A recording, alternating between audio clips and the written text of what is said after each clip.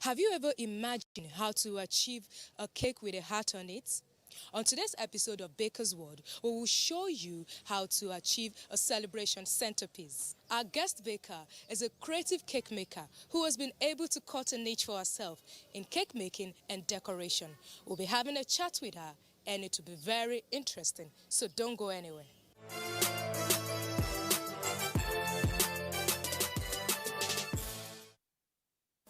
On this segment, our cake is already baked, but our baker Ngozi and our assistant Uju will show you how to make fondant icing and decorate a graduation cake with a heart on it. I'm pretty sure you will learn something new from our baker's creativity. So let's get started.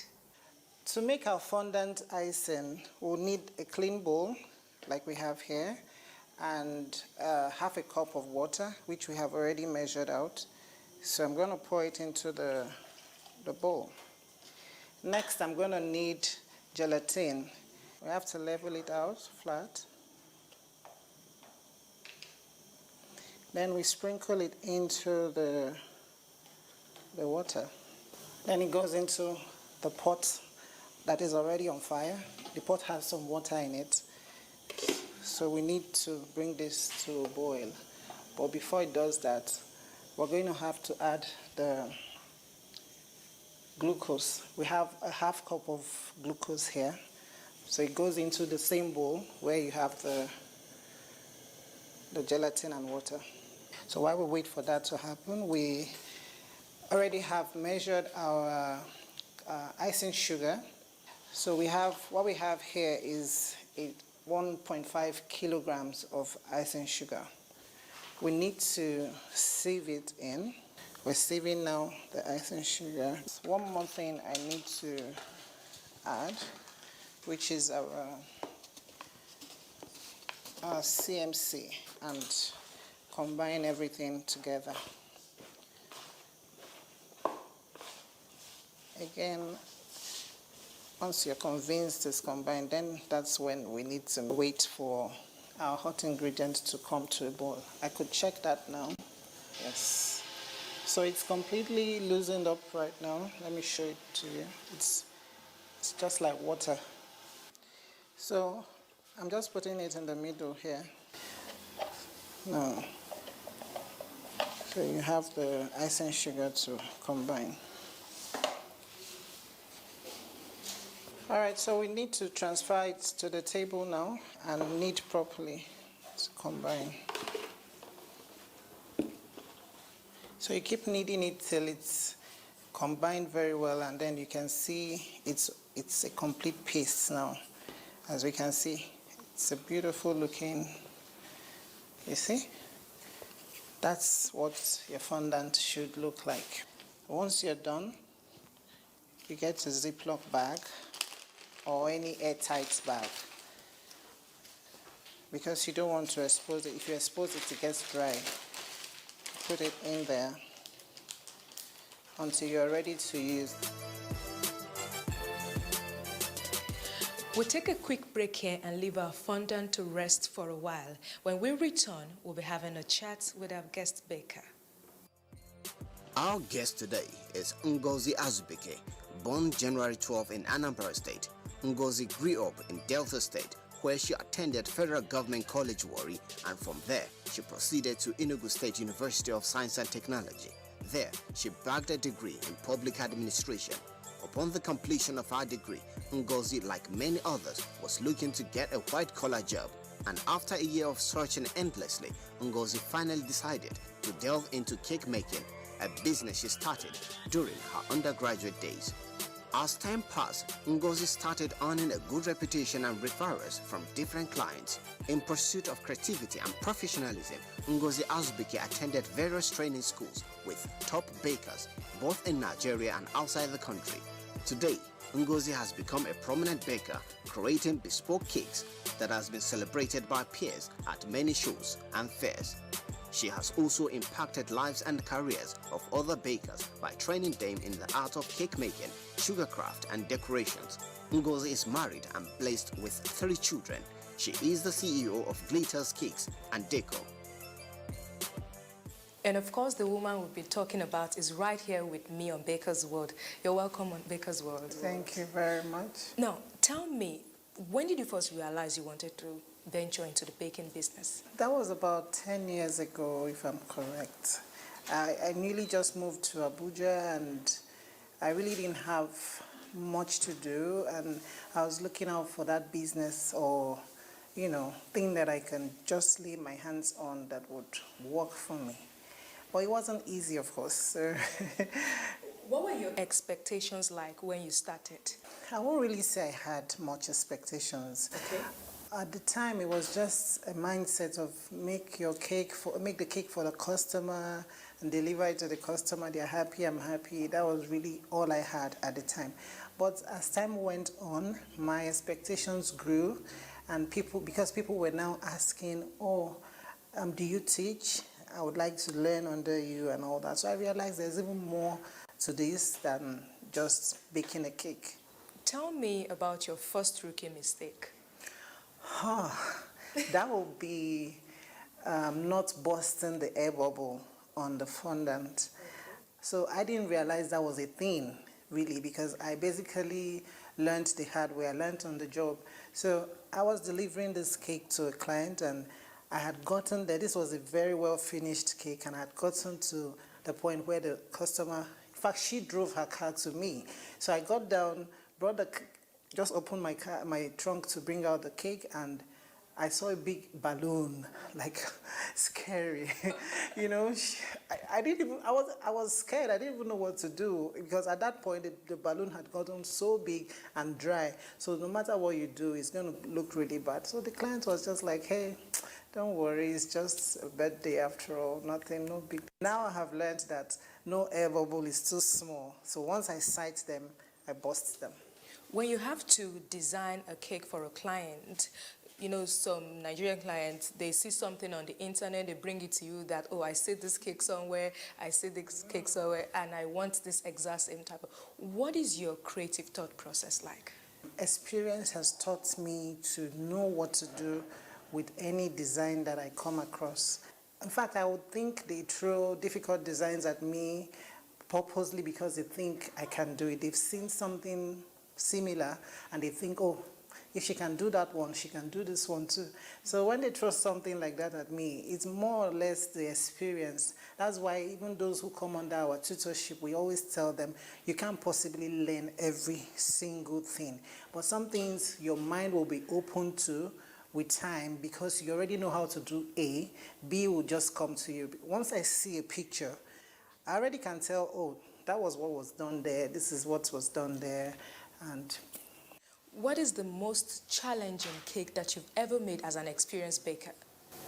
That would be the human being. Okay. And the castle cake. Okay. Those are really, really challenging. Those are not the kind of cakes that you just do overnight or something. You have to plan ahead and prepare. To you, who is an ideal customer? I don't think there's any such thing as an ideal customer. Because they don't really know the work that you would put in. So when they come telling you probably a cake that is supposed to be 100,000, they're telling you, after describing this beautiful cake, they're telling you they have only 20,000 for it. You're expecting them to know, right? I mean, what you're bringing it can't be for this amount, but they don't know. So there is no such thing as an ideal customer for you, because an ideal one would be the one who understands what they're asking for and what you're going to be giving them. Well, thank you so much. It's really Thank you. It's been my pleasure. Thank you. Well, that was our conversation with the CEO of Glitters Cakes and Decor, Ngozi Azubike. We'll take a quick break here, and when we return, we'll be covering the cake and doing further decorations.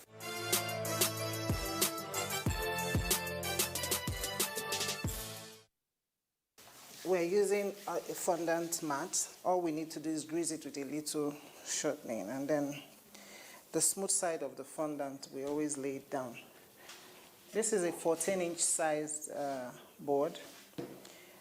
So normally when we're working on a cake, if the cake is, let's say, an 8-inch round cake, it should be going on a 12-inch round board. That means I'm giving about 4 inches gap between the cake and the board. I can actually lift my fondant mat as well as the fondant, and then I lay it over and I peel out. Here we have some cornstarch. For easy movement, when I am smoothing it down, I need to apply just a little bit here. And then with my fondant smoothers, I'm just going to smooth it out. You will need to have an X-Acto knife or a sharp knife, or what they also call artist knife. Then you come to the edge. You can see the board line even from the covering. You come to the edge right there and do a clean cut as best as possible. So the next thing to do is to bring our cakes together and trim. You can get them. So here we have already baked cakes. We have the strawberry cake, we have vanilla, and we have marble. We already also have buttercream here, which we're going to use as our glue to bring our cakes together. So now here, what we have here is called a stacking board. It's good to have a flat one, because if your board is not flat, that's where your cake bending or tilting will begin from. So we'll just apply a bit of, I would like to keep the pink one in between, so we'll take down this one, right, and flip over. Good.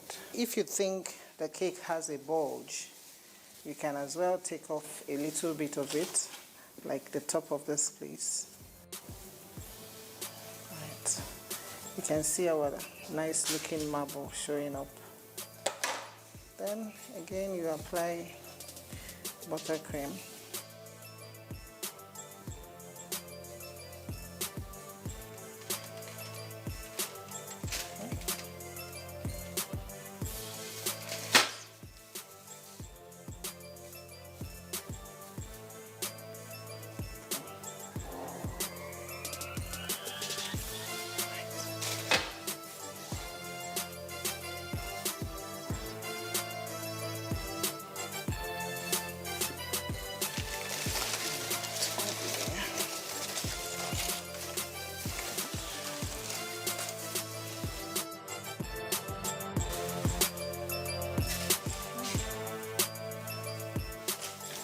I'm going to try to trim the sides as well, because you can't have it looking rough like this.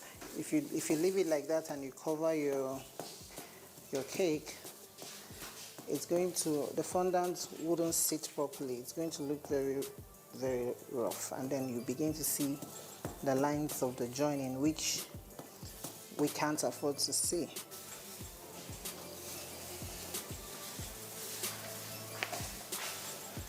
I need to use a turntable to make the crumb coating easier.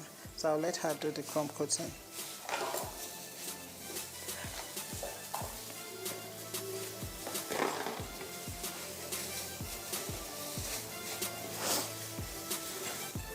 So crumb coating is basically covering the naked cake with some buttercream. We're actually covering the crumbs. So you don't want to add too much buttercream, just as light as possible, enough to hold the fondant, but not too much, because if it's too much, when you put the fondant over, the fondant begins to dance. It won't really hold down. So that's your crumb coated cake. We're going to prepare now to roll out our fondant to cover this.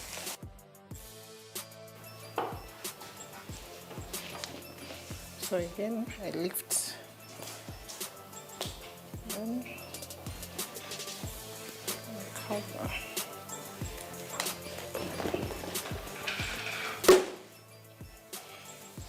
So a little bit of corn flour to make my movement easy.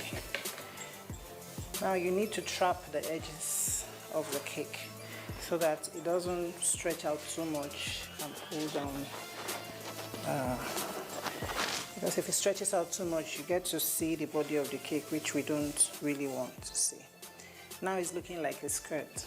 So you open and then bring it close and smoothen it. So with my smoother, I'm going to nudge from the middle down just to cover up that bottom very well. Okay.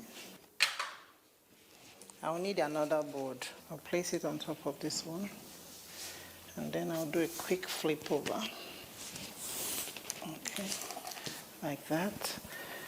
And then I'm going to fold this in. Now that we have flipped it, I'm going to go like from halfway down to push down some fondant, just a little bit. Don't apply too much energy to it so you don't burst your cake. You go to the corner of the cake right there, keeping it straight. You cut off all the excess. So all the rough fondant has been removed. We'll need to put this back on and do a quick flip again.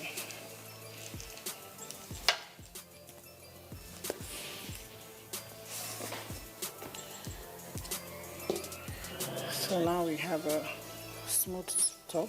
I'm going to sit down again to do the same thing we did for the top, for the bottom, so that we not only have a straight top, we also have a straight bottom.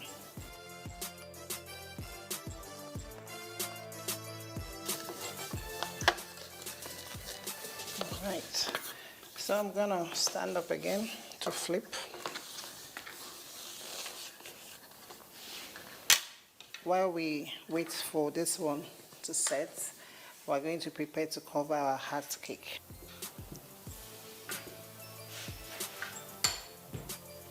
Okay, so for this one, just going to, since the fondant is not that big, you can actually still lift your fondant like this. Just going to lift it like this and cover. Okay. Okay, we're done for this one. With your sharp knife, you keep it down flat and then you take off this excess. So we're going to flip it back.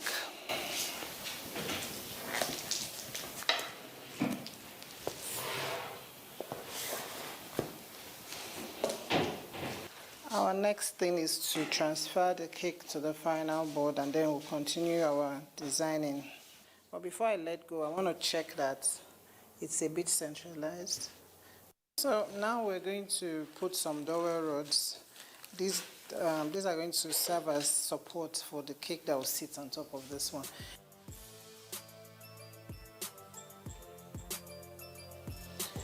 Our royal icing again.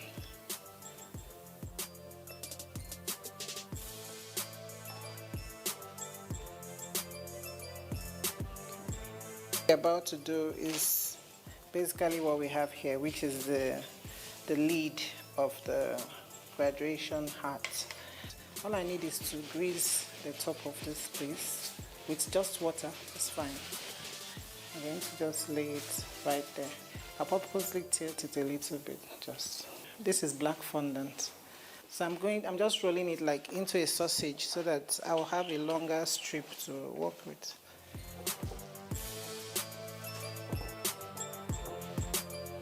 So I'm going to transfer this to the table. This is our ribbon cutter. So I'm going to use the smaller part to cut.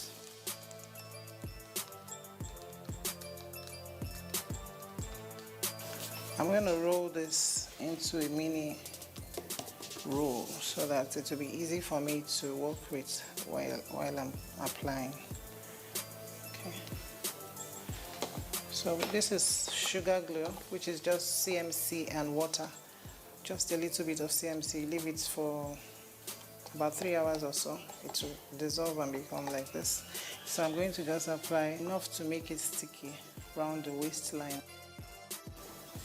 Then we pick up our roll place it down there and we'll rotate. It's as easy as that.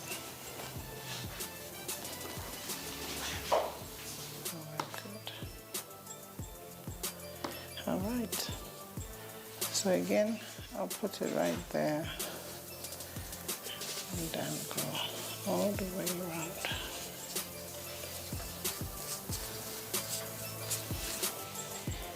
So I'm going to just share this into two.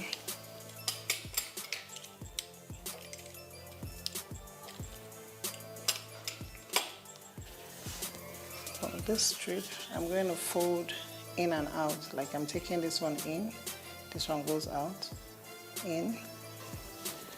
Same thing for this one.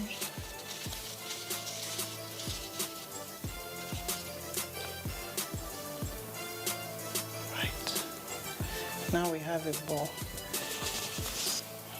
Just apply a little bit more of the sugar glue.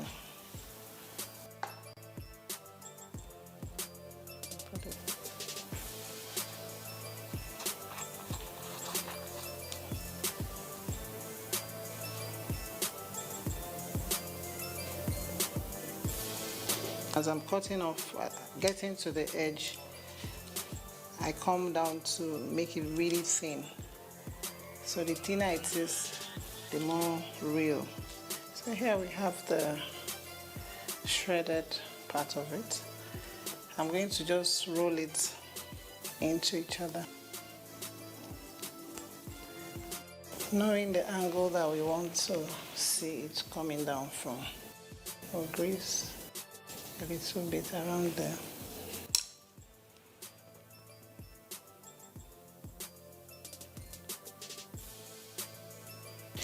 Then we'll make a ball.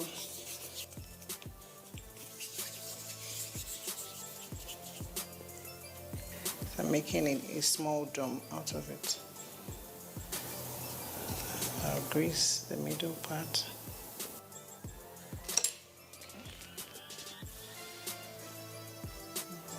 Now I would need my steamer to come on. Once it steams the cake for us, then we'll be able to attach the stars that we've made.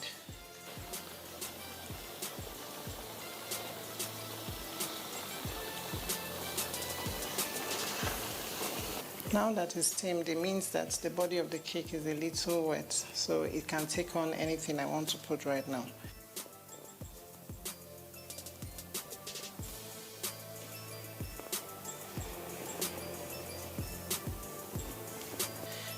Using my royal icing and my piping bag, I'm going to just write congratulations right here in front.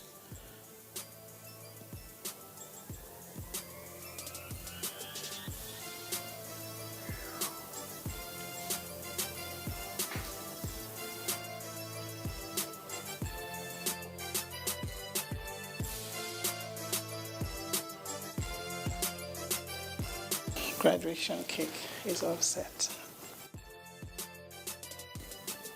Ooh, my goodness, this is really beautiful, very gorgeous, and it's quite inviting. Yeah. Well done, good job. Well, as you've seen, achieving a graduation cake is quite tasking and engaging, but it is achievable if you can follow all the procedure displayed by our baker here. That's all we have for you today on Baker's World. You can expect a more exciting episode next week when we come your way. For your feedbacks, likes, and comments, you can follow us on all our social media platforms, Facebook, Instagram, YouTube. It's Baker's World on NTA. You can also email us on our Gmail account. Until next week when we come your way, I am Funke Oyele. Bye for now.